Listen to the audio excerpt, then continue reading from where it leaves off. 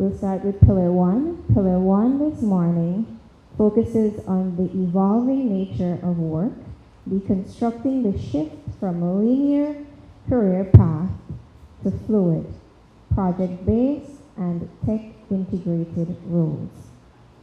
To present Plenary 1, the perspectives on the global skills gap, is Dr. Robert Robertson. He's a senior research fellow at the Commonwealth Institute School of Advanced Studies at the University of London. His presentation provides a global perspective on the skills gap and the importance of higher education in addressing this issue. In particular, the presentation views higher education through a familiar marketing lens: price, product, place, and promotion. This framework, whilst perhaps unconventional in educational circles, offers a practical way to examine the multifaceted barriers in accessing quality higher education, particularly in regions like the Caribbean. The presentation will highlight recent surveys and case studies in the Caribbean region as models to be considered to address the skills gap. Please welcome Dr. Robert Robertson.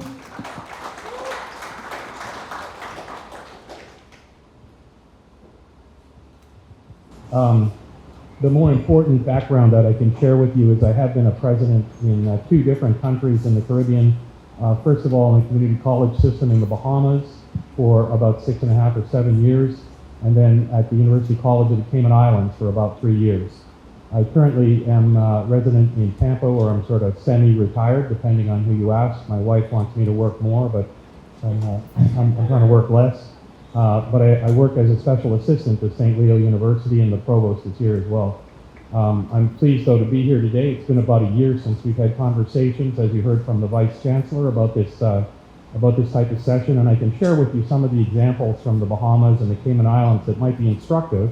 But I have to say, in saying that, we spent the day yesterday talking to various people here, including Dean Lucas, and the business people and the engineering team, as well as others, and we really have a solid base from which to start here at the University of Guyana. I'm really impressed with the work that you all have been doing and the work that you are on the cusp of doing. So I think that's the kind of introductory remarks that I wanted to share.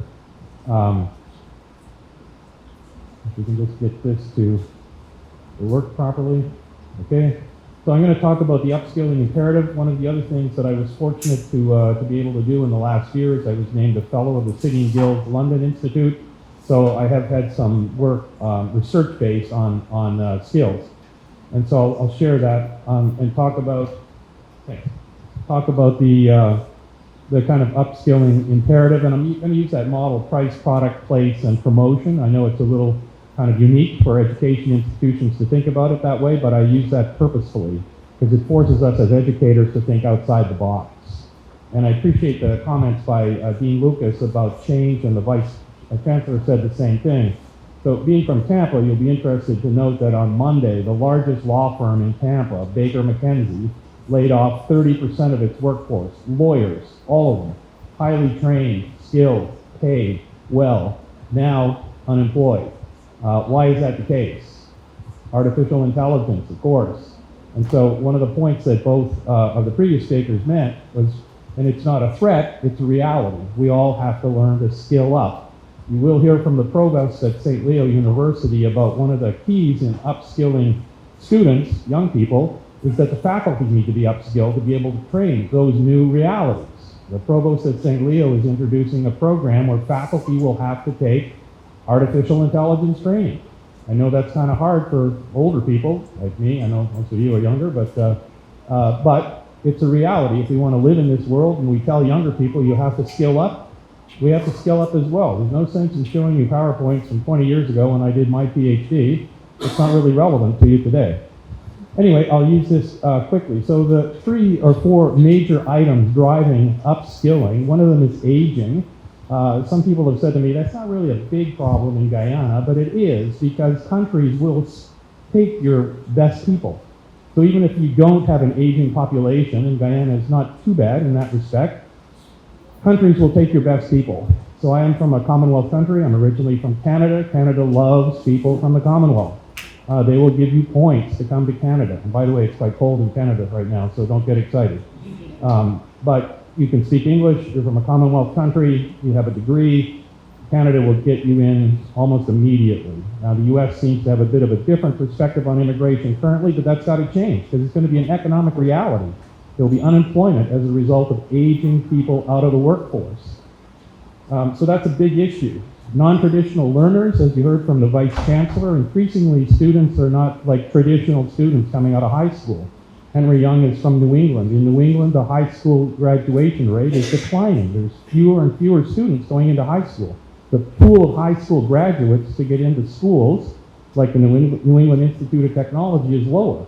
But the enrollments at New England Institute of Technology, and correct me if I'm wrong, Henry, are booming because people are out there working and wanting to upskill by taking trade-related courses. Technology, including AI, I gave you that example from Tampa. It's just a topical one. It happened just a couple of days ago. But it's really important. If you go into different countries these days, I was in London, England recently, I didn't speak to anybody. I just put my passport on a machine, it read it, it took a picture of me, and I was in. Think about how many people used to be at that kiosk before. Where are they now? They're doing something else. So AI is really impacting all of us. And then finally, as the Vice Chancellor mentioned and as Professor Lucas mentioned, globalization is here. There's just so many interrelationships that affect all of us that we have to be cognizant of that. It's a big and ongoing issue. So the skills gap is essentially a mismatch between what employers want and what employees have in terms of skills. It's been around for a long time. Any of my remarks that may seem negative to Guyana are not meant that way at all. I've worked around the world and I can tell you that all countries have skills gaps. In Canada, there's an organization called Future Skills Canada. It's a public-private partnership that attempts to build skills in students and employees. In the UK, there was a recent report by Sigmund Guilds that said we no longer have a skills gap. We have a skills chasm. They just can't get the right employees on the ground. So it is a global issue.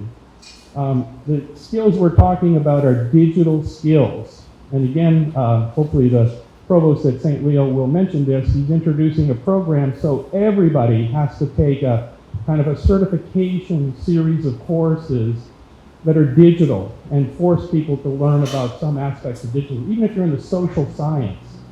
In the Bahamas, I introduced a program where and we had a technical school, so we had students in cosmetology, for example, and I forced students to take a course in technology. And some of these students came to me and said, I just want to do hair and nails. I don't want to take a course in technology. Why would I do that? How do people make appointments to meet you? Oh, they do it online. Oh, interesting. How do you market your services? I do it online. Interesting. How do you get paid? Well, increasingly it's online. So it's all digital anyway, even in those areas. And so it's really important to have those skills. Communication skills and soft skills are really important. I can't tell you how many countries in the region I've talked to, and they've said aptitude is a big issue. In the Bahamas, we worked with a big shipyard at one point. We had 60 people come into an apprenticeship program at the shipyard. They were supposed to show up at 8 o'clock for a meeting with the chairman of the board of the shipyard, myself as the president of the university, and some people about this apprenticeship program. At 8 o'clock, 55 people were there. The chairman of the board went over, closed the door, and started the meeting. 20 minutes later, a few people started to wander in, and about 45 minutes later, the 60 people were there. And he stopped, put the mic down, and said, would you 6 people that came in late please stand up, introduce yourself, and tell us why you were late? Well, I wouldn't have done that myself, but he was a British-trained apprentice himself, and so he was quite rough and tough with these guys, and he said to them, and women, and he said to them, come tell us why you're late. And they had some great excuses. The dog forced me to sleep in, or mom didn't drive me to work, and really good excuses. And he said, oh, please continue to stand. And he said, look, we picked the 60 best people here in the country for this apprenticeship, and you basically have stolen from the company on day one. We may have made a mistake. I'm not sure we want to keep you people. I mean, one of them was almost in tears. And again, I wouldn't have used this method, but he was tough with these kids. It's an aptitude issue is what he said to me afterwards. If they don't want to work, that's fine, we'll find somebody. So afterwards, they sat down. From then on, guess what? Nobody was late. Everybody wore their uniform to work. Everybody knew how important it was. But it was an aptitude issue in his mind, and that's how he addressed it. And again, I personally wouldn't have done that, but it just shows you about what aptitude is. Soft skills, and then finally, technical and vocational skills are really important, and I'll speak to that briefly. I know we have a bit of a time issue. So the synopsis of that previous slide is it's really a global issue. My experience in the region is we have city and guilds, and we have an expert on city and guilds here, Gus Oliver, who is able to speak to that in a few more presentations. But city and guilds is an important skills-focused organization. For those of you who don't know about it, it was developed in the 1870s in Britain during the Industrial Revolution by the City of London and a series of trade unions, basically, people who wanted to address the skills gap in the 1870s. In 1900, it was made a Royal Society by Queen Victoria, but it's been around for about 140 years, and it provides skills that are short, modularized, and specific to trades that are felt to be important for the economic viability, I should say, of London at that time, and now the UK and the Commonwealth. In addition, the National Center for Construction Education and Research, a lot of you have heard of it, but you don't know the history behind it. It was started in Florida by the University of Central Florida, by Disney, and by 25 companies, labor companies, because they couldn't find the right employees to build Disney World in 1980s. And so they said, we have to have people who have the right skills. So we'll create a series of training modules to get people the right skills. Now I pause here for a second to say, why wouldn't the education system have recognized that deficiency and done something about it? Well, in both instances, City and Guilds and NCCER, the answer is quite simple. Industry simply didn't trust the product that was being delivered by academic entities, so they started their own. We see that today. Google has all kinds of software programs that they can offer you. Dell, IBM, all these companies are offering their own training. Why is that? There's lots of training institutions around the world. They don't trust what they're getting from colleges and universities, unfortunately. CompTIA will also be here in the next day to speak about some of their certifications in the digital field, which again I think is important. So in terms of the case for change, it appears that probably 30 to 40% of jobs globally will be impacted by AI, irrespective of where you are. And I don't think AI will replace teachers, by the way, because sometimes when I make a presentation of this nature, people are afraid I'm going to lose my job. That won't happen. You will lose your job if you don't know anything about AI, but it's helpful to know something about it, and then you're more able to address it and deal with it positively, rather than wait till the last minute and then, kind of fall down because you don't understand how it works. The World Economic Forum suggests there's a massive demand for retraining, and it has a cost of about $25,000 US, $24,800 US. So if you think about the economic magnitude of the problems we're talking about, they're not insignificant financially. They're going to cost some money, so it needs to be accounted for, somehow. It's going to create a big monetary expense. And the last piece, and I've tried to bullet the main points. It's simply not possible. As the Vice Chancellor mentioned, there's many jobs around the world that currently are just going unfilled because they can't get the right people, and that's a reality. So the skills gap has fostered some reports, one of which is from the Association of Commonwealth Universities. And the key point here is that the Association of Commonwealth Universities says in the first instance, if there are any politicians in the room, that education system generally is underfunded. So again, if there are any politicians in the room, it's underfunded. And I mean that sensitively, because I appreciate you've got many resources to push to different parts of the pot, but there needs to be a sustainable amount of funding. But more importantly, at the bottom, I've highlighted the piece where on the other side, universities and education institutions have to develop graduates who are future ready. And so I think it's really important that that link be there. In my experience in education generally, once a program is created, it never goes away. It's always there. We keep adding new programs. And at some point, you've got to reflect back on, is it adding any value at this point? Do we need to replace it, eliminate it? You can't just keep adding things.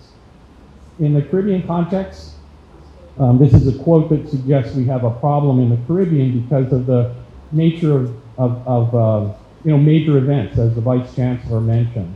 I was in the Bahamas when Dorian impacted the islands, and I'll talk about that as a case study in just a second. I will leave you these slides, by the way, so if I go too fast, you can catch me at a break and talk to me about it. Anyway, this is one of my gratuitous slides that I use because I sometimes speak to audiences in Canada.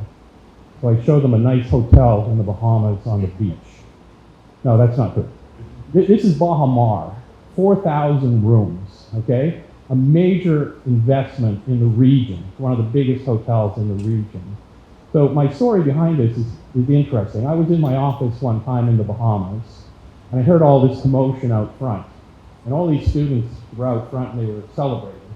And I asked them what's going on. And so all of our HVAC class, heating, ventilation, and air conditioning, all of them were being hired by Baha Mar.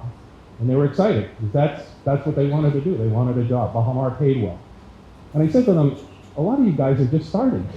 How can you go to, they're all going to quit, right? They're going to go to Baha Mar. I'm like, that doesn't just make a lot of sense.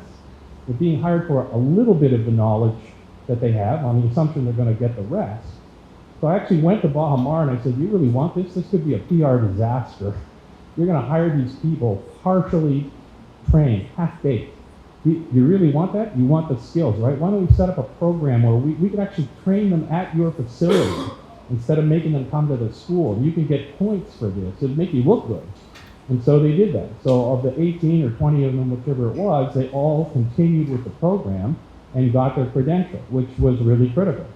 And you might ask, okay, so, and we've got this problem in Guyana. Everybody wants to be a tradesperson because there's a lot of construction. What happens when construction ends? It has to be maintained. Some things in the Cayman, or in the Cayman, but also in the Caribbean, tend to deteriorate because of the weather and stuff like that. So you still need trained people. You may remember about 4 or 5 years ago, I had gone to, well, you don't remember this, but I had gone to Exuma and talked to a major resort owner about doing some certified training with them. And he said, no, we're good. We have trained people. I said, how are they trained? Well, by time and being trained on the job.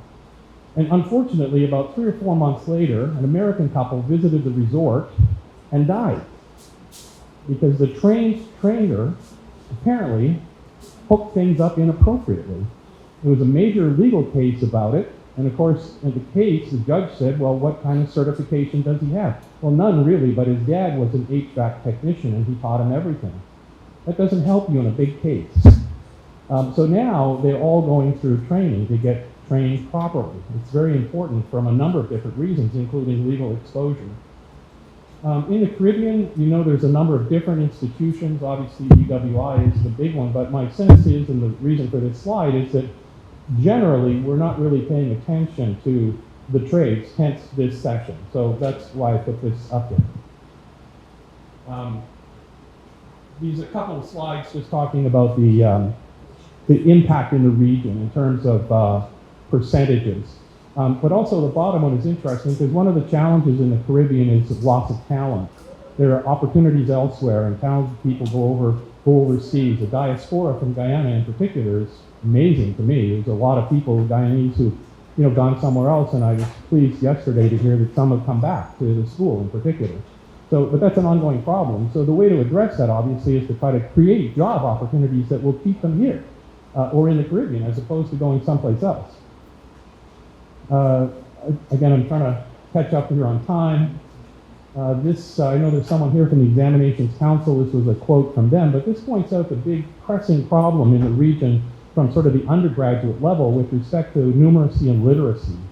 So, and this was a problem in the Bahamas as well, and it was a chronic problem.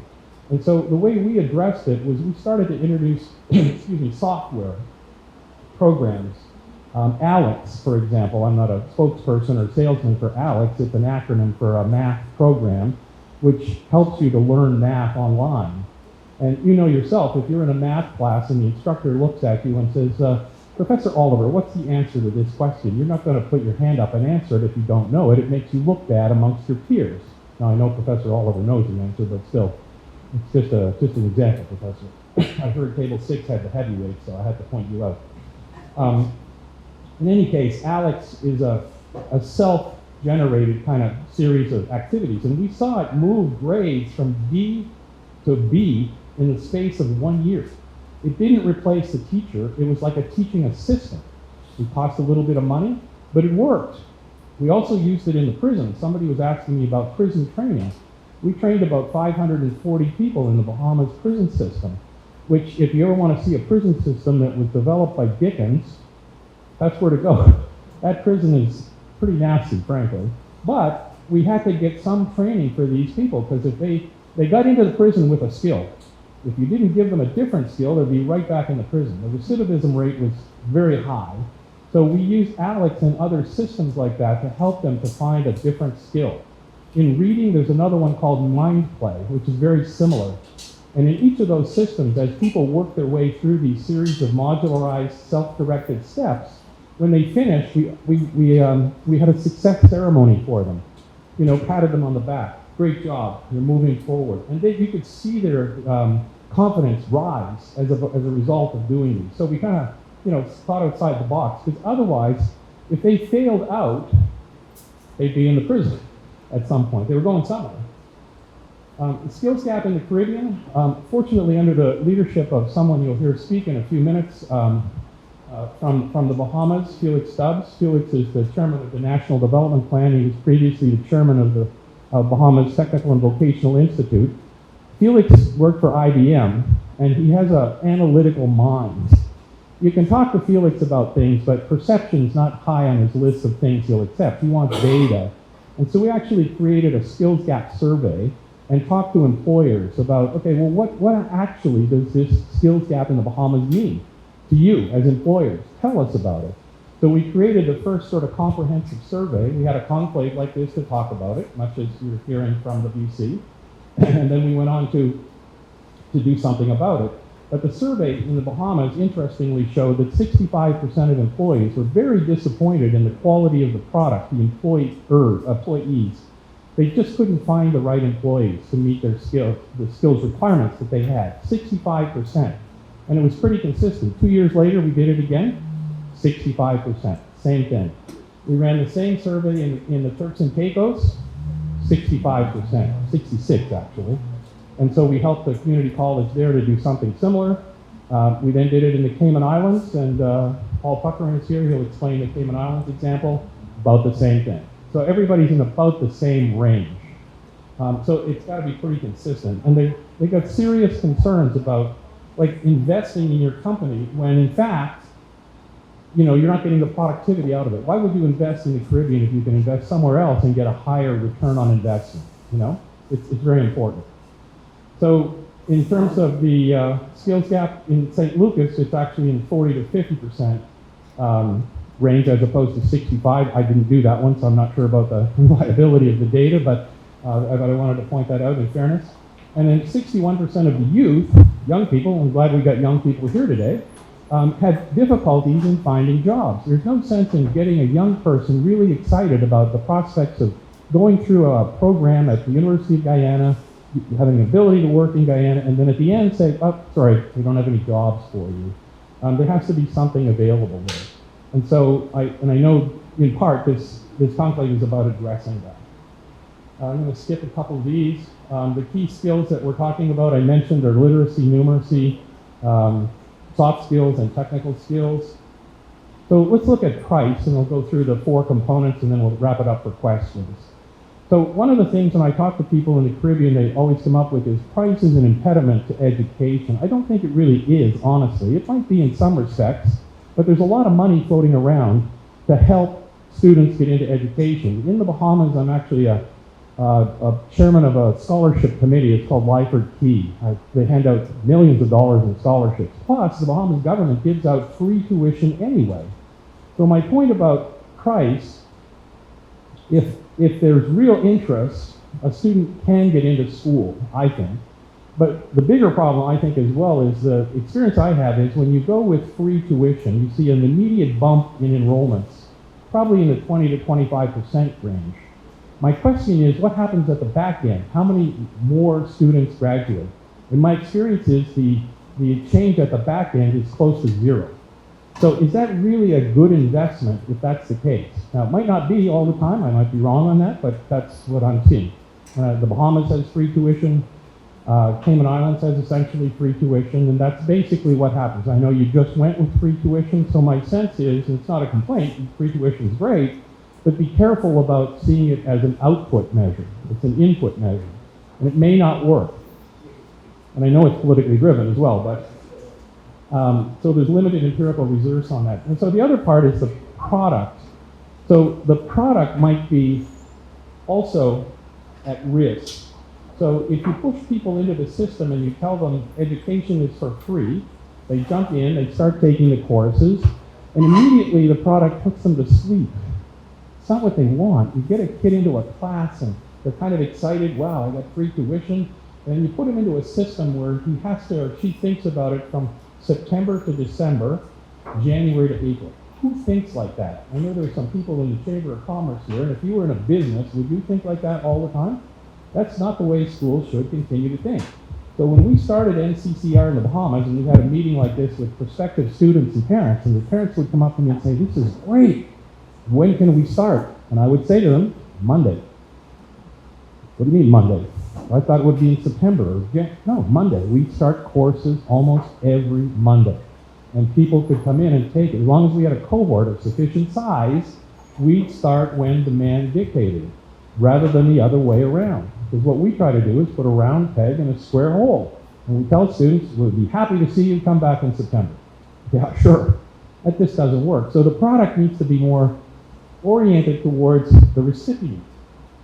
In addition, though, I always think it's really important to support faculty and staff because they're locked in a system that we created for them, and the system is not great. It's not really flexible and supportive. So the faculty and staff need to understand that they're part of the solution, not part of the problem, and then they will be on side. So in respect to supporting faculty and staff, we've helped them with these micro-credentials, which actually provide a little bit of extra income for faculty members, provided they have the right skills. Micro-credentials, like that starting on Monday thing, is something we see increasingly across the region. And you can also see that they're stackable. So you can take a few micro-credentials and build towards a credit. We use a prior learning assessment system in many cases that helps people to take a few micro-credentials and then end up with an associate's degree, for example. We also have done incredibly interesting work around dual enrollment. We have a lot of high school students start into a technical program in grade 10. Because around grade 10, students are making up their mind. I'm going this way or that way. You can't wait till grade 12 and then say to them, okay, well, you're not probably good university material, so you should go into a trade. It's a bit late by then.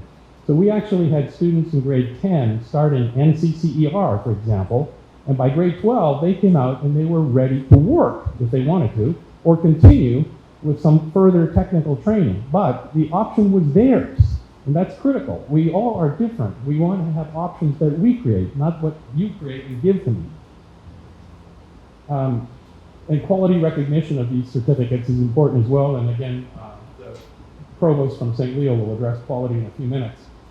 It's important to engage the learner. I'm going to skip a few here. But in terms of supporting faculty, this is an approach that I would advocate. I have to say I am a member of I'm a principal fellow of the higher education system in the UK. And I wasn't familiar with this, but it really struck me as interesting. And I'm always one who says, and Paul Tucker will tell you this, if I tell people who work for me as a faculty member, if I tell them they should work for me, I try to do it myself.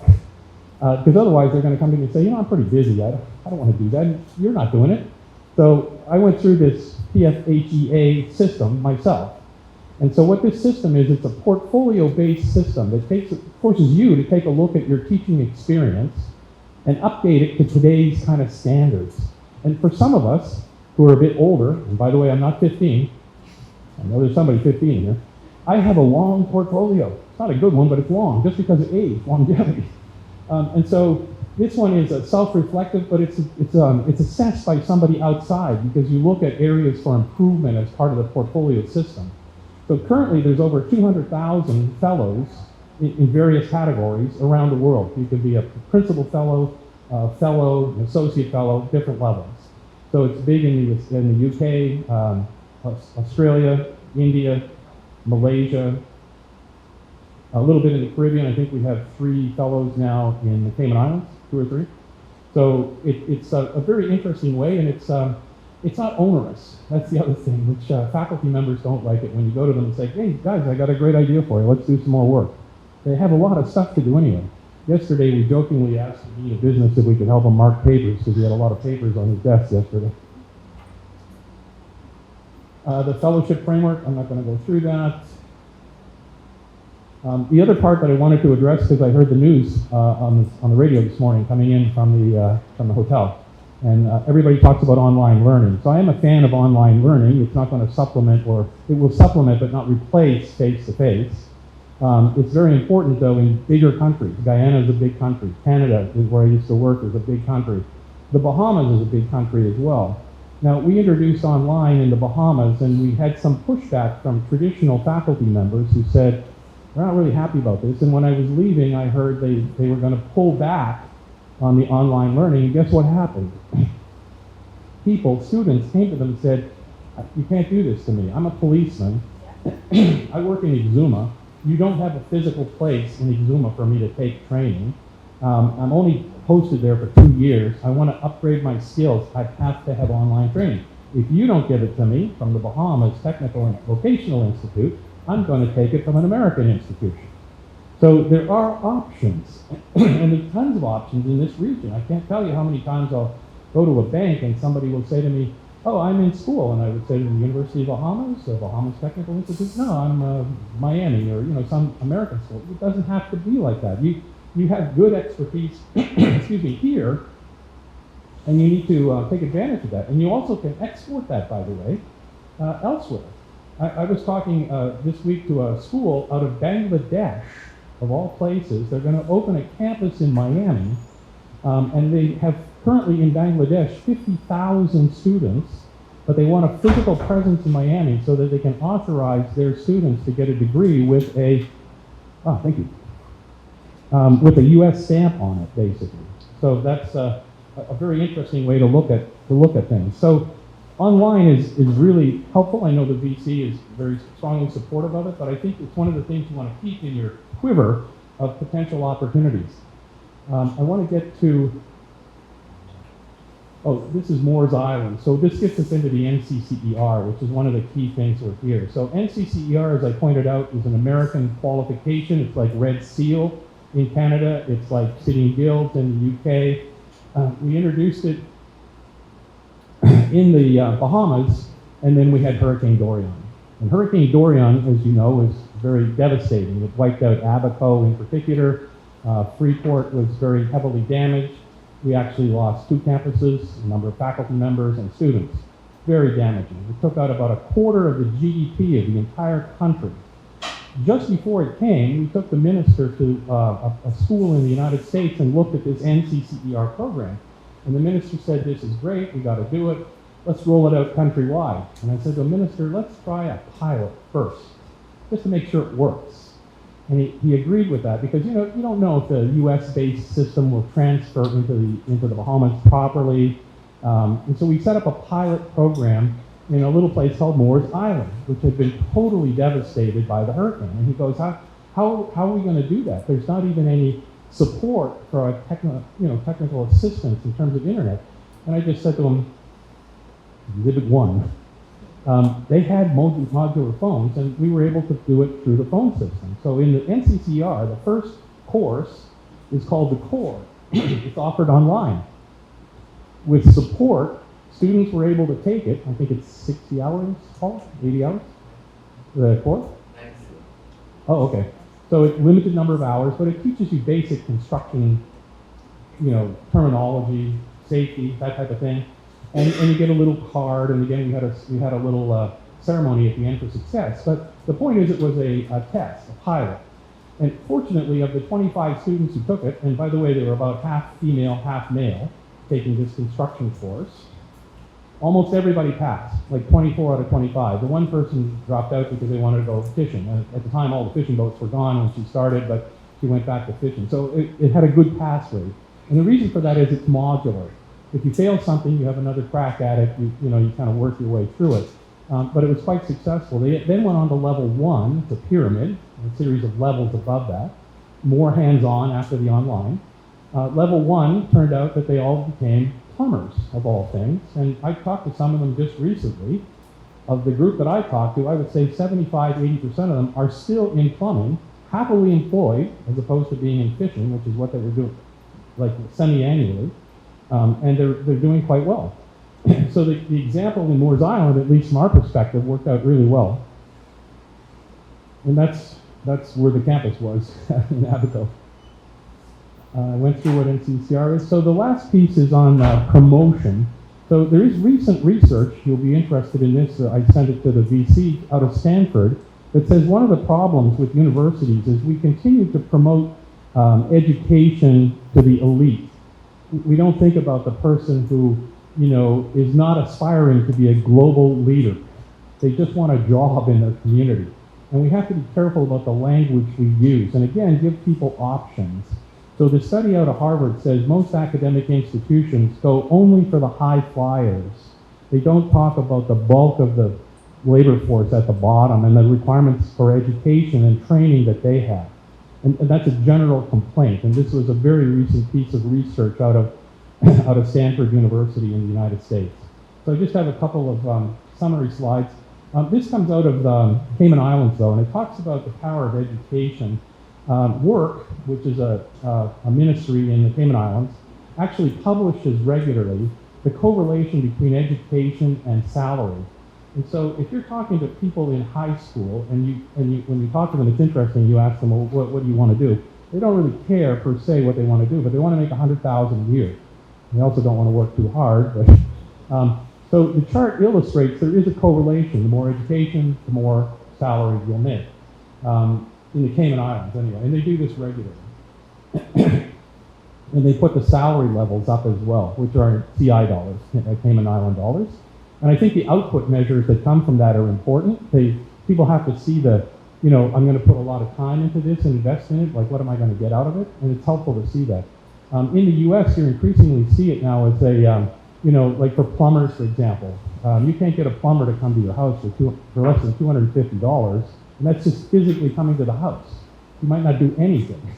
So there is viable income from that set of trades. Let me get to, we talked about micro-credentials. This is an interesting one, and again, Brian is here from St. Leo.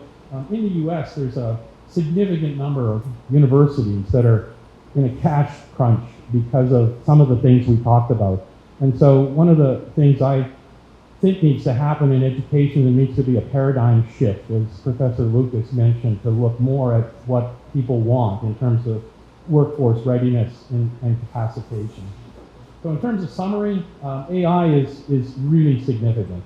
The more you can learn about it, the better prepared you are. It's really important to not stick your head in the sand and say it won't affect me or it won't happen here in Guyana. It's not that big a deal. It is a big deal. We need to be ready for it, and I appreciate some of the courses that you all have here and you are preparing for it. It has to be transdisciplinary as well in terms of how we address it, and I think the Vice Chancellor is trying to do that here. But there's no single silver bullet solution. So I can't come to you and say, okay, this worked in the Bahamas, guys, you've got to adopt this. That's not going to work. You need to think about best practice from here and adapt it to world market changes. I think that's critical. You need to modernize the curricula as well. So like put some badges in it. I just recently did for a major US online school a review of both their MPA and their MBA capstone courses. And what we did was throughout the course of 10 weeks, we put in badges. So one of them would be critical thinking skills. So in Modular 2, you finish the Modular 2 work, you take a little exam, basically, and you get a little separate certificate that talks about critical thinking skills, for example, or other things like that, team building skills. So at the end, you can put in your portfolio a series of badges related to specific topics, and you get the credential with 3 hours of credit at the end as well, in both the MPA and the MBA. The last point I wanted to make here is about upskilling faculty. I can't mention that enough, which requires resources. Going to the fostering partnerships, I think the VC has a very interesting perspective on this, which I support. There are people and organizations in the room that the University of Guyana has and can continue to work with, businesses, chambers of commerce, and others. We're talking to her about possibly doing a jointly flagged leadership certificate, for example, which would have, excuse me, 2 courses from the University of Guyana, 2 courses from St. Leo University, for example, and you would have a jointly offered, leadership certificate. And so you'd have a bit of the best, hopefully, of both worlds, a bit of U.S. global experience, but the best of Guyana experience as well. But any university in the region in particular cannot be all things to all people. It just won't happen. There's just not enough resources to do that. One of the keys is to have short, stackable, certified, flexible courses. We're heading to Berbice on Saturday to do something similar with the NCCER for possible students there. And again, my experience elsewhere is they really like this. They see light at the end of the tunnel. I don't have to sign up for 2 years. I don't want to do that. I want to work. So these short courses in NCCR are really critical. So I think I went a bit long, but I apologize for that.